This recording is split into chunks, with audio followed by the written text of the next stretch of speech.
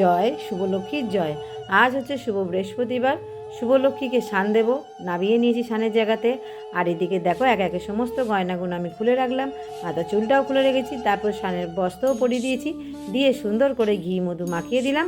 আর শুভলক্ষ্মীর জন্য একদম গোপীচন্দন নিয়ে এসেছিলাম। এক ভক্ত বলে দিয়েছিল যে এখন ঠান্ডা পড়েছে, তো তুমি মা লক্ষ্মীকে অবশ্য গোপীচন্দন দিয়ে স্নান করাতে পারো, গোপীচন্দন মাখিয়ে স্নান করাবে। তো আমি সাদাও নিয়ে এসেছিলাম, হলুদও নিয়ে এসেছি। তো আমি চলো হলুদ গোপীচন্দনটাই গুলে সুন্দর করে মাকে মাখিয়ে দিয়ে তারপরে সুন্দর করে একদম স্নান করিয়ে দিচ্ছি। আর স্নান করিয়ে দেওয়ার পরে দেখো কী অপূর্ব চকচকে হয়ে গেছে। তারপরে আমি শুকনো করে একদম মুছিয়ে দিলাম। দেবার পরে দেখো সুন্দর দেখে আমি একটা শাড়ি বানিয়েছিলাম। তো এই শাড়ি তোমরা দেখেছো এরকম পরেও ছিল আগে, কিন্তু এইটা নতুনই, কারণ নতুন বড় কাপড় কিনে নিয়ে ছোট ছোট করে শাড়ি বানাই আমি। তো দেখো কত সুন্দর লাগছে, শুভলক্ষ্মীর সাজটা ভীষণ সুন্দর হয়েছে। আর কপালে দেখো শুভলক্ষ্মী কী টিপ পড়েছে, চাঁদ টিপ তো পড়েছে, তার উপরে টিপটা কী টিপ পড়েছে তোমরা কমেন্টে জানিও।